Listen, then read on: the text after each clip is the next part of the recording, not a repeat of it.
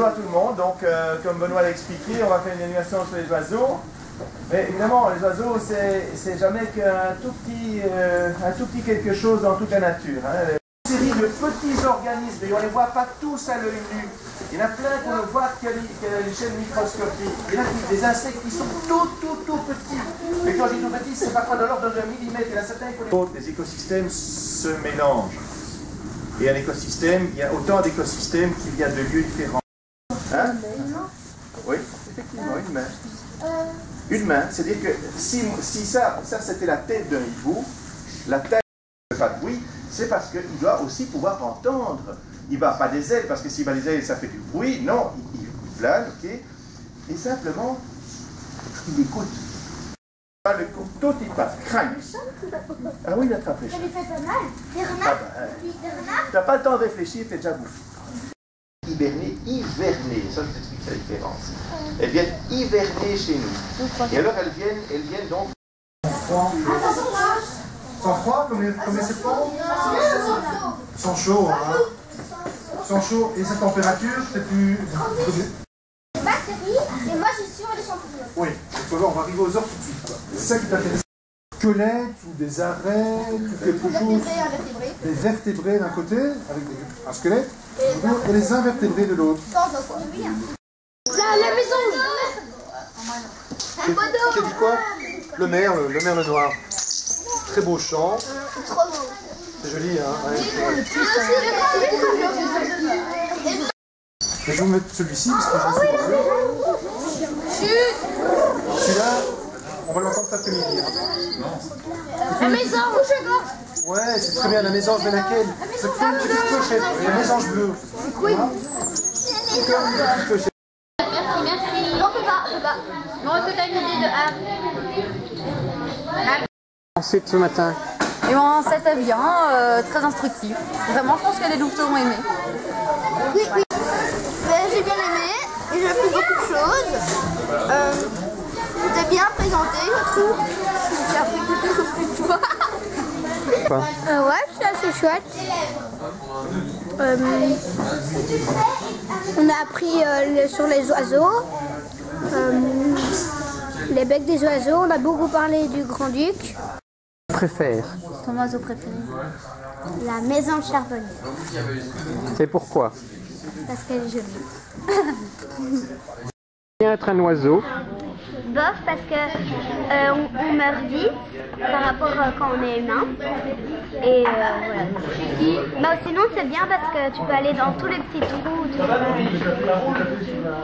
Et tu te fais voler en plus, et ça c'est cool. Parce qu'on apprend beaucoup de choses. Et comme quoi par exemple? Qu'est-ce que tu as appris de concret? La vie des oiseaux, les plusieurs endroits où ils vivent. Et les sortes d'oiseaux.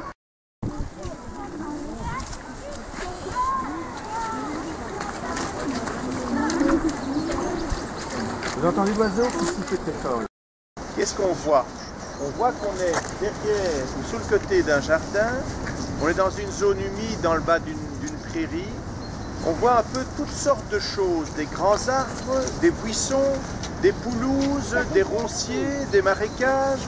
Ce sont des quantités de biotopes différents. Donc des oiseaux qui vont venir. Parce que chez moi, j'ai pas d'arbres, Qui sont maintenant au sud en migration vont revenir. Donc ici, peu de temps. Il y a aussi les petites abeilles solitaires qui vont faire leurs petites alvéoles, qui vont remplir de miel et qui vont pondre là-dedans. C'est vraiment assez cool.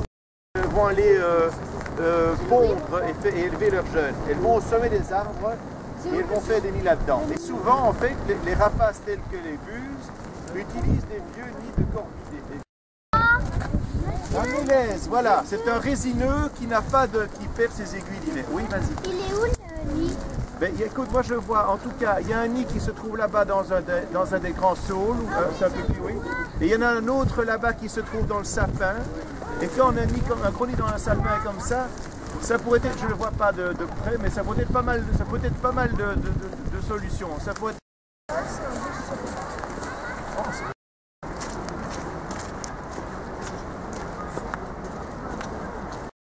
de petites bestioles qui vont les s'installer.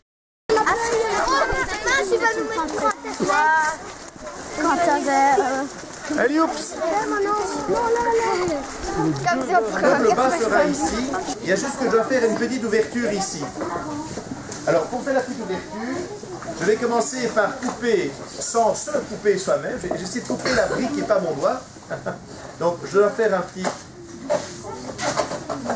une petite encoche là. Vers l'extérieur. Je fais un pli. Voilà. Ok. Pas trop peu. Mais il faut que l'oiseau puisse s'agripper en quelque sorte. Il y a encore moyen de mettre une petite baguette à la place, on peut fignoler, on peut faire tout ce qu'on veut. Voilà. L'important c'est qu'ici, l'oiseau puisse s'attacher avec ses pattes. Donc il a 3 doigts devant et un pouce. Hop. C'est comme une petite branchette. Il faut qu'il se tienne là-dedans. Bon. Ça, c'est de la graisse végétale, d'accord. Mais c'est de la graisse, on va dire même naturelle. Ça, c'est pas encore.